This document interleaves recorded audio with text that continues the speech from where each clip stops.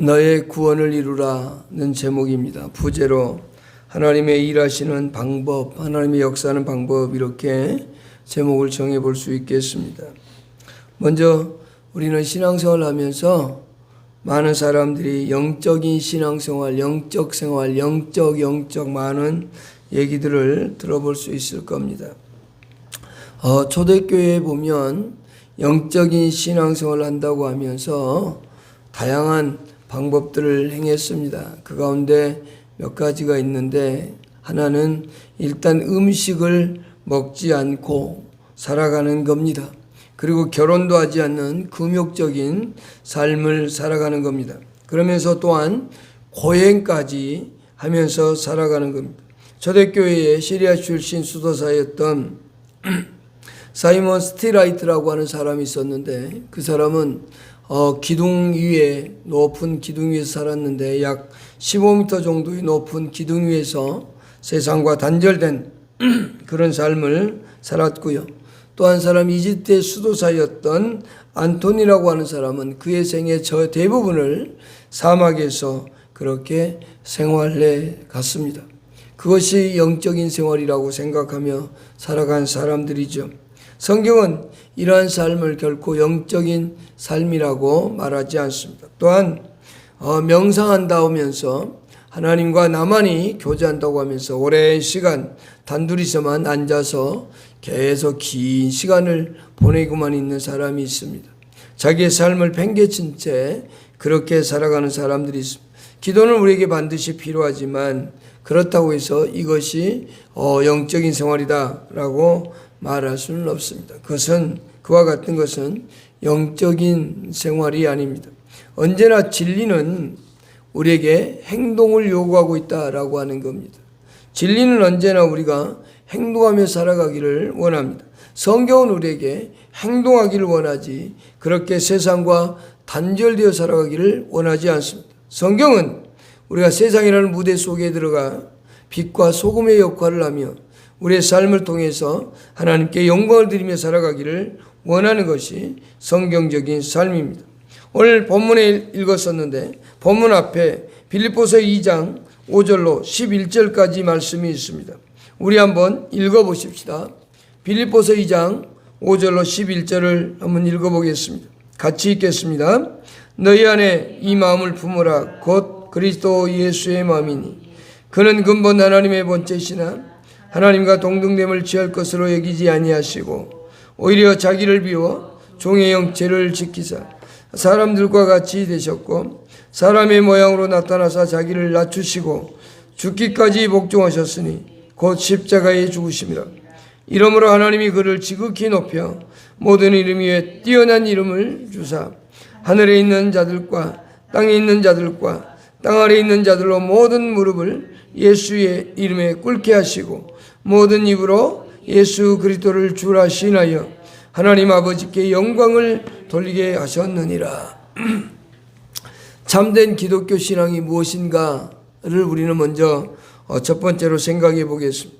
오늘 본문 방금 전에 읽었던 말씀은 2장 5절로 11절의 말씀은 예수 그리스도의 신성과 인성에 대해서 말씀하고 있고 또한 그리스도의 희생적인 죽음과 그로 말미암아서 얻게 되어진 영원한 모든 만물을, 모든 피조물에 대한 그리스도의 영원한 통치를 우리에게 알려주고 있다라고 할 수 있습니다. 이것은 우리에게 교리 자체를 알려주고자 하는 목적이라기보다는 오히려 우리 그리스도인들이 어떻게 살아야 되는지 그 목적을 알려주고 있다라는 겁니다. 실제적인 삶의 목적을 우리에게 보여주고 있습니다. 그리스도인의 삶에 있어서 순종과 겸손의 한 예를 보여주시기 위해서 예수 그리스도의 모범의 삶을 보여주고 있다라고 할 수 있습니다. 그렇게 말씀한 다음에 실제적인 기독교 신앙에 대하여 설명한 다음에 오늘 12절과 13절이 나와 있습니다. 12절과 13절도 한번 같이 읽어보겠습니다. 시작. 그러므로 너희가 나 있을 때뿐 아니라 더욱 없을 때에도 항상 복종하여 두렵고 떨림으로 너희 구원을 이루라. 너희 안에서 행하시는 이는 하나님이시니 자기의 기쁘신 뜻을 위하여 너희로 소원을 두고 행하게 하시나니 라고 말씀합니다. 빌립보서 2장 12절 13절에서 말씀하고 있는 결론은 뭐냐면 우리의 삶 자체가 거룩해져야 된다라고 하는 핵심적인 내용을 말씀해 주고 있습니다. 우리에게 이 살아가면서 하나님께 복종하지 않고 우리가 신앙생활을 한다면 그러면서 영적인 삶을 살아간다고 하면서 세상과 등져서 살아가는 그것을 얘기하는 게 아니라 세상이라는 무대 속에서 하나님의 말씀대로 겸손히 그리스도의 본을 받아 그렇게 살아가는 삶의 모습을 가지라고 말씀하고 있습니다. 12절을 시작하면서 이렇게 시작합니다. 그러므로 라고 시작합니다. 9절은 이러므로 라고 시작합니다. 여기서 그러므로 또는 이러므로 라고 하는 단어 뜻은 따라서 라는 뜻과 그런 까닭에 라고 하는 뜻을 가지고 있습니다. 그러니까 앞에 내용이 있기 때문에 그 다음에 그러므로 라고 하는 단어는 그래서 그런 까닭에 이렇게 따라서 이렇게 쓸 수 있는 단어입니다. 그러니까 바울은 그리스도의 행동의 결과를 우리에게 보여주면서 우리가 그렇게 살기를 원하고 있는 겁니다. 예수 그리스도는 자신을 낮추고 십자가에 죽기까지 순종했다라고 말합니다. 그러면서 9절에 이러므로 하나님께서 그를 높여주셨다라고 말하죠. 예수님께서 겸손과 순종을 보여주셨기 때문에 오늘 12절 시작하면서 그러므로 그리스도인은 자신의 구원을 이루어야 된다라고 12절에 말하고 있습니다. 이 단은 교리는 항상 실제적인 삶의 모습을 가지고 있다는 것을 보여주고 있습니다. 12절에 그것을 이루라라고 말합니다. 너희의 구원을 이루라. 그것이라고 하는 건 방금 제가 그것이라고 했는데 바로 너의 구원을 이루라. 너희의 구원을 이루라라고 하는 거죠. 이것을 우리 삶 속에서 이루며 살아갈 것을 사도 바울은 말하고 있습니다. 오늘 두 번째 생각할 것이 이겁니다. 우리의 구원을 이루는 삶. 그것인데요. 많은 사람들이 이 문장을 이 본문의 문맥을 생각하지 않냐고 그냥 문자적으로 해석하는 사람들이 있습니다. 이 구절을 가리켜서 자기 스스로 자기 힘으로 자기가 노력해서 구원을 이루어야 된다라고 말하는 사람들이 있습니다. 자기가 열심히 일하고 열심히 노력하고 열심히 하나님을 선택하고 하나님이 원하는 바를 따라 살아갈 때 우리가 구원에 이른다라고 가르치는 사람들이 있습니다. 그러나 그것은 본문이 의도하고 있는 내용이 아닙니다. 본문의 12절이 가르치는 바는 전혀 그렇지 않습니다. 이미 구원받은 하나님의 사람들에게 말씀하고 있다라고 하는 겁니다. 이미 구원받았고 하나님께서 벌써 성령의 내주하심이 우리 가운데 있어서 우리 삶에 들어오셔서 우리를 지배하고 다스리고 있는 성도들을 향해서 말씀하고 있다라고 하는 겁니다. 그러니까 이미 하나님께서 우리 가운데 찾아오셔서 우리 가운데 성령으로 계시면서 역사하고 있는 내부 안에서 역사하는 그 역사를 외부적으로 표현하며 살아라고 하는 겁니다. 그 외부적으로 표현하는 게 뭐냐? 바로 겸손과 순종, 복종의 삶을 살아라 라고 말하죠. 두렵고 떨림으로 항상 복종하여 두렵고 떨림으로 라는 말씀을 먼저 하시고 그러면서 너희의 구원을 이루라 라고 말하고 있습니다. 명백하게 분명하게 너희의 구원을 이루라고 말씀하고 있습니다. 그런데 우리는 스스로 구원을 이룰 수 있는 사람은 단 한 명도 세상에 존재하지 않습니다. 그 어느 누구도 스스로 자기에게 구원을 이룰 수 있는 사람은 단 한 사람도 없다는 겁니다. 그런데 사람들은 자기가 의지가 있어서 그 의지를 가지고 내가 하나님을 선택할 수 있다고 착각하는 사람들이 있습니다. 본문이 의도하는 바는 그렇지 않습니다. 분명하게 이 본문 안에서 말씀하고 있는 건 구원받은 하나님의 백성들에게 말씀하고 있고 하나님의 자녀된 자들에게 말씀하고 있다는 겁니다. 우리의 마음속에 이미 성령이 계시기 때문에 우리 안에서 역사하는 성령의 이끌림을 따라서 살아가는 겁니다. 그것을 구원의 행동으로 나타내 보이라고 말하고 있는 것이 오늘 본문이 의도하고 있는 바다라는 겁니다. 분명히 구원을 받은 사람에겐 성령이 내 안에 내주하시면서 우리를 이끌어 가십니다. 그 이끌어 가심을 받는 사람들은 분명히 두렵고 떨림으로 하나님 앞에 복종하고 하나님께서 말씀하신 그 말씀을 따라 순종하며 살아가야 됨을 말씀하고 있는 겁니다. 그것을 말씀하고 있는데 여기에서 사도 바울의 의도를 한 번 더 깊이 생각해 볼 필요가 있습니다. 여기 12절에서 너의 구원을 이루라고 말씀하면서 두렵고 떨림으로 너의 구원을 이루어 가신 이 바울의 심정을 먼저 생각해 볼 수 있습니다.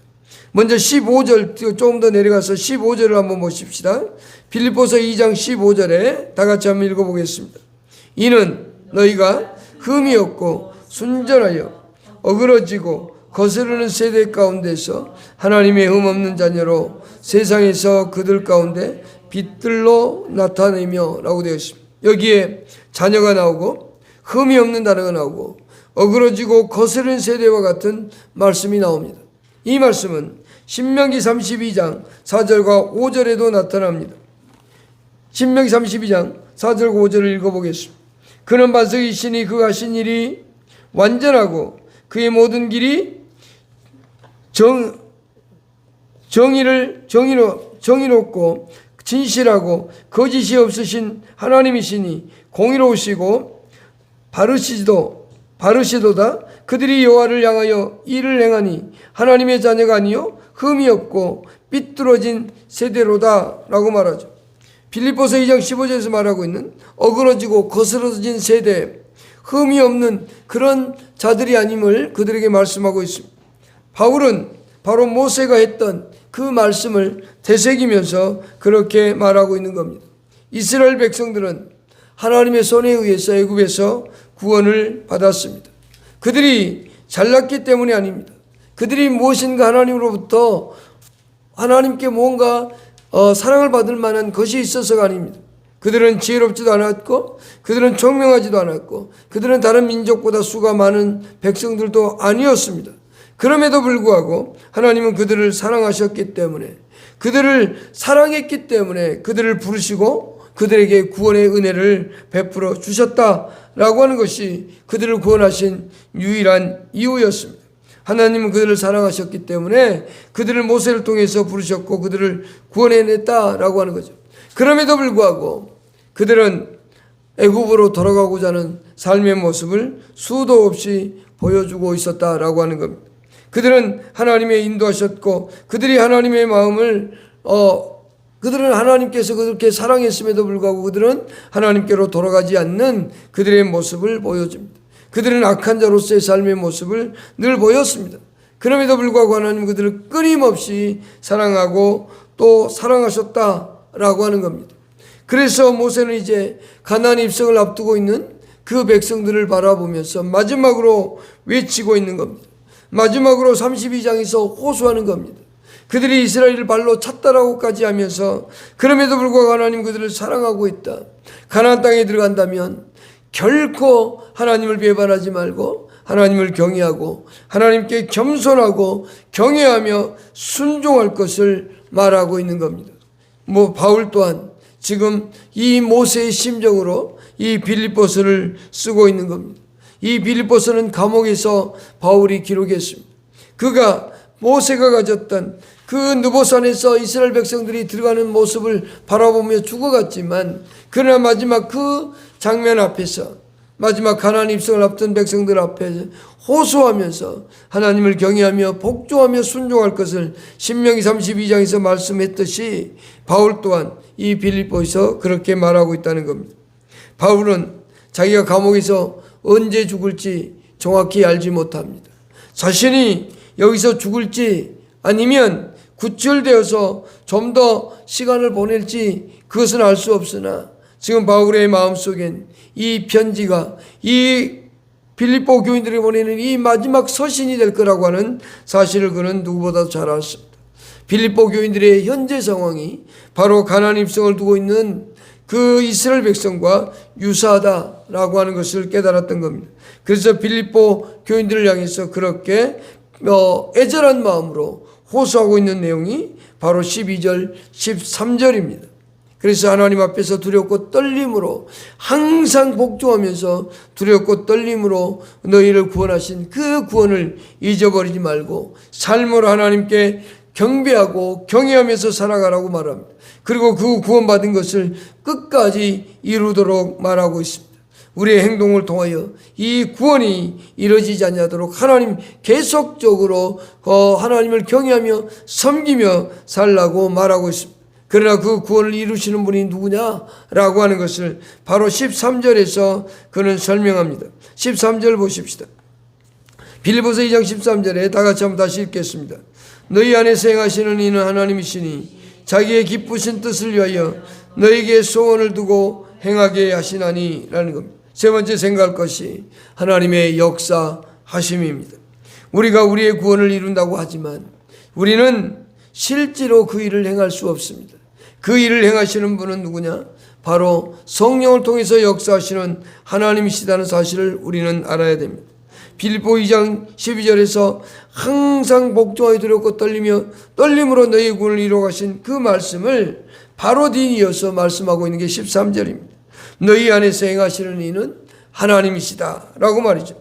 그리고 우리 안에 소원을 두고 그 일을 이루신다고 말합니다.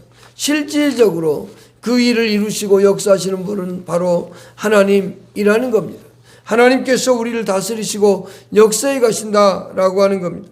근데 우리는 우리가 늘 행한 것처럼 우리가 모든 것을 이룬 것처럼 말합니다. 하나님의 행하심은 하나님은 그냥 하는 게 아니라 우리 의지를 통해서 일하신다라고 하는 겁니다. 하나님은 우리에게 먼저 마음에 소원을 두고 행하신다라고 말씀합니다. 하나님은 뜻을 우리에게 마음속에 의지 가운데 주시고 그것을 항상 행동하도록 행하시는 분입니다. 우리는 행동하기 전에 반드시 먼저 뭐가 있어야 되냐면 의지가 있어야 된다는 것을 보여줍니다. 우리 마음속에서 예수 그리스도를 통한 하나님의 행하심을 떠나서는 우리는 그 무엇도 알 수가 없습니다. 그러나 우리는 결코 누구도 예수 그리스도께서 주시는 그 은혜를 떠나서 성령의 역사심을 떠나서 우리는 자유롭게 하나님을 경외하며 섬기며 살아갈 수 없습니다. 오직 하나님께서 우리에게 의지를 주실 때만이 그 의지를 가지고 하나님께 나아갈 수 있는 겁니다. 그런데 많은 사람들은 그것 되기 전에 그것 이전에 우리가 의지가 있어서 먼저 하나님께 나아가야 된다고 말하는 사람들을 볼 수 있습니다. 어떤 목사가 이렇게 말하는 걸 봤습니다. 99%가 하나님의 은혜고 1%는 우리의 의지를 가지고 하나님께 나아가야 된다고 말하는 사람도 있었고, 어떤 사람은 우리가 자유의지를 가지고 하나님을 선택할 때 하나님이 우리를 천국에 데리고 간다고 말하는 사람도 있었습니다. 그러나 그것은 결코 옳지 못합니다. 우리는 절대로 하나님 앞에 나아갈 수 있는 의지를 가진 사람들이 아니었습니다. 하나님께서 우리에게 찾아오셨고 우리에게 은혜를 베푸시고 우리에게 성령의 역사하심을 말미암아 우리에게 의지를 발생시켜 줄 때 우리가 자유롭게 의지를 가지고 있습니다. 그러면 사람들은 말할 겁니다. 그럼 내가 무엇도 선택할 수 없단 말인가? 아닙니다. 우리가 선택할 수 있는 게 있습니다. 우리가 할 수 있는 일들이 있습니다. 그것은 뭐냐? 오늘 내가 교회를 갈 것인지 아니면 교회를 안 가고 말 것인지, 이것은 내가 선택할 수 있습니다. 교회를 갈 때 내가 버스를 타고 갈 건지 자가용을 타고 갈 건지 또는 걸어갈 건지, 이건 우리가 선택할 수 있습니다. 음식을 먹는 문제, 어떤 것들을 먹을 건지 우리가 선택할 수 있습니다. 내가 일을 할 건지 일을 말 건지 이것은 선택할 수 있습니다. 그러나 절대로 할 수 없는 영역이 우리에게는 있습니다. 그것이 뭐냐? 신체적인 능력입니다. 우리가 키가 크고 싶다고 해서 내가 의지를 가진다고 해서 키를 쭉쭉 늘려갈 수 있습니까? 그럴 수 없습니다. 내가 죽음을 면하고 싶다고 해서 해결할 수 있습니까? 해결 못합니다. 이 신체적 능력은 우리가 해결할 수 없습니다. 또한 정신적 능력 또한 해결할 수 없습니다. 내가 IQ가 지금보다 한 50% 높아야지 그렇다고 해서 IQ를 높일 수 없습니다. 갑자기 내가 돈을 한 10억을 얼른 벌어야지 해서 해결할 수 없습니다. 우리는 그런 능력을 갖고 있지 않습니다. 그러나 무엇보다도 중요한 것은 영적인 능력을 우리는 가지고 있지 않다는 겁니다. 우리는 스스로 하나님을 선택할 수 있는 능력이 없다는 겁니다. 우리의 최초인간 아담은 하나님께서 자유의지를 주셨습니다. 최초 인간을 만들었을 때 하나님은 그가 하나님 앞에서 하나님을 사랑할 수도 있고 하나님의 말씀에 순종할 수도 있고 불복종할 수도 있는 일들이 있었습니다. 그러나 아담은 그 선택을, 불복하는 선택을 행함으로 말미암아 그는 나락으로 떨어졌던 겁니다. 그는 에덴 동산에서 하나님께서 창세기 2장 15절로 17절에서 말씀하셨는데 뭐라고 말씀했는가? 우리 한번 읽어보실까요? 창세기 2장 15절로 17절을 읽어보십시다.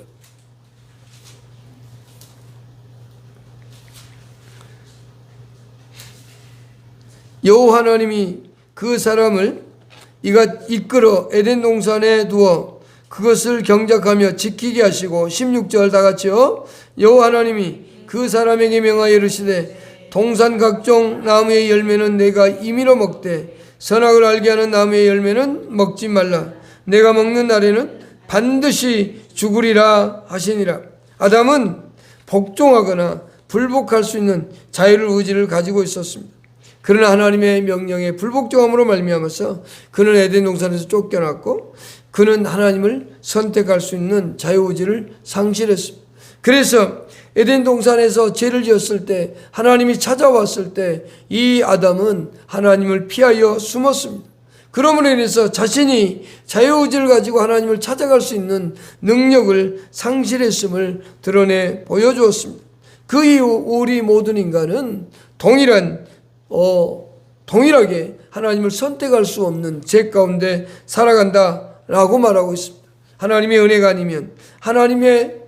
아니면 우리는 죄로 말미암아서 하나님께로 나아갈 수 없습니다. 만일 우리는 이렇게 생각해 볼 수 있을 겁니다. 우리가 어떤 구덩이가 있는 큰 구덩이가 있는 그 끄트머리에 지금 서 있다고 생각해 보십시다. 내가 거기에 서 있을 수도 있고 거기에 떨어질 수도 있는, 거기에 뛰어들어갈 수 있는 자유가 있다고 하십시다. 그러나 거기 뛰어들어가는 순간 거기서는 절대 나올 수 있는 자유는 없습니다. 아담은 바로 그와 같은 선택을 했던 겁니다. 에덴 동산에서 자유롭게 모든 각종 과실을 먹고 살아갈 수 있는 자유가 있었습니다만 그러나 그는 죄를 범하는 선택을 함으로, 선악과를 따먹는 선택을 함으로 말미암아 그는 나락으로 떨어졌습니다. 우리가 구덩이에 그 근처 끝더름에 서 있든지 아니면 뛰어들어갈 수 있는 자유가 있는데 아담은 바로 뛰어들어가는 자유를 선택했습니다. 그리고 그 안에서 그는 앉아있고 싶으면 앉아있고 서있고 싶으면 서있고 이리 가고 싶으면 갈 수 있는 그러한 자유는 있습니다. 그러나 거기서 빠져나올 자유는 없습니다. 거기서 나올 자유는 없습니다. 거기서 나올 수 있는 유일한 길은 누군가가 와서 그를 건져주는 겁니다. 우리 인간의 죄도 마찬가지입니다. 우리 인간도 모든 인간이 죄를 범했기 때문에 하나님 앞에 나아갈 수 있는 사람은 단 하나도 없습니다. 내가 스스로 하나님을 선택하고 내가 스스로 자유의지를 가지고 하나님을 선택할 수 없습니다. 이 자유의지는 예수 안에서 하나님께서 성령을 통해 우리에게 예수 믿는 구원의 은혜를 베풀어 주실 때 그 의지가 발생하게 되어지고 생겨나는 겁니다. 성경은 거기에 대해서 명백하게 말합니다. 로마서 3장 10절에 이렇게 말합니다. 기록된 바 의인은 없나니 하나도 없으며. 읽어보실까요? 로마서 3장 10절을 찾아서 읽어보십시다. 기록된 바 의인은 없나니, 시작요. 기록된 바 의인은 없나니 하나도 없으며 깨닫는 자도 없고 하나님을 찾는 자도 없고 다 치우쳐 함께 무익하게 되고 선을 행하는 자는 없나니 하나도 없다. 성경은 우리에게 중생을 이렇게 말합니다. 요한복음 1장 13절 제가 읽겠습니다.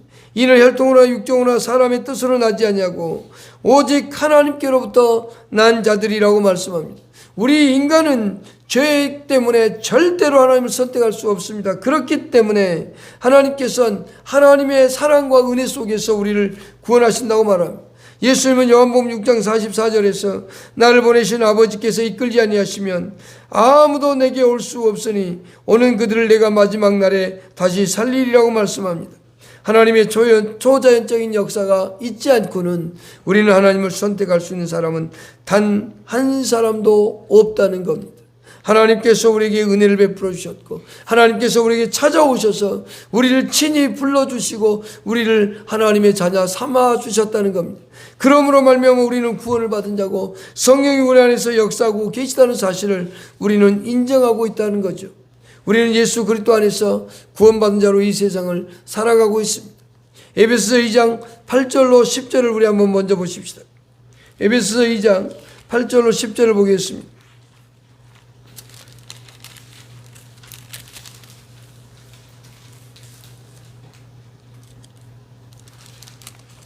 같이 읽겠습니다. 너희는 그 은혜에 의하여 믿음으로 말미암아 구원을 받았으니 이것은 너희에게서 난 것이 아니요 하나님의 선물이라. 행해서 난 것이 아니니 이는 누구든지 자랑하지 못하게 함이라. 우리는 그가 만드신 바라 그리스도 예수 안에서 선한 일을 위하여 자니 이 일은 하나님이 전에 예비하사 우리로 그 가운데서 행하게 하려 하심이라. 에베소서 2장 8절로 10절에서 우리는 두 가지를 생각해 볼 수 있습니다. 첫 번째 하나는 뭐냐? 나는 죄로 인해 더럽혀졌던 죄인이었다. 그래서 정죄받았다. 그래서 나는 구원에 이를 수 없었다. 라고 하는 것 하나와 두 번째는 하나님이 그리스도를 우리에게 찾아오셔서 우리에게 놀라운 일을 행하심으로 우리가 구원을 받았다는 거죠. 그것을 선물이라는 표현을 썼고 우리를 10절에서는 만들었다라고 표현하고 있습니다. 하나님께서 예수 그리스도를 통해서 우리에게 신실하게 일하셨다라고 하는 겁니다. 예수 그리스도의 능력으로 죄의 권세가 무너졌고 우리는 하나님을 위한 일들을 이제 행할 수 있는 의지를 가지게 되었다. 그래서 하나님께서 우리에게 선한 일들을 위하여 창조되어졌다고 말하고 있습니다. 우리에겐 예수 안에서 새로운 역사를 살아가는 은혜 속에 살아가는 그리고 하나님의 영광을 위해 살아가는 의지를 하나님께서 우리에게 만들어 주셨다. 그래서 우리는 그 의지를 가지고 이제는 하나님이 원하는 바를 따라 살아가는 겁니다. 내가 하나님의 선을 위해서 열심히 산들 하나님은 기뻐하지 않습니다. 그러나 예수 안에서 예수의 능력 가지고 살아갈 때 하나님 그것을 기뻐하시고 만족케 하시고 받으신다는 사실을 우리는 잊지 말아야 됩니다. 하나님은 우리 안에서 역사하며 우리에게 항상 두렵고 떨림으로 복종하며 우리에게 주신 구원을 이루며 살 것을 요구하고 있다는 겁니다. 그것 또한 하나님께서 이루시는 역사라고 하는 사실 또한 기억하며 살아갈 수 있기를 축복합니다. 살아계신 아버지 하나님,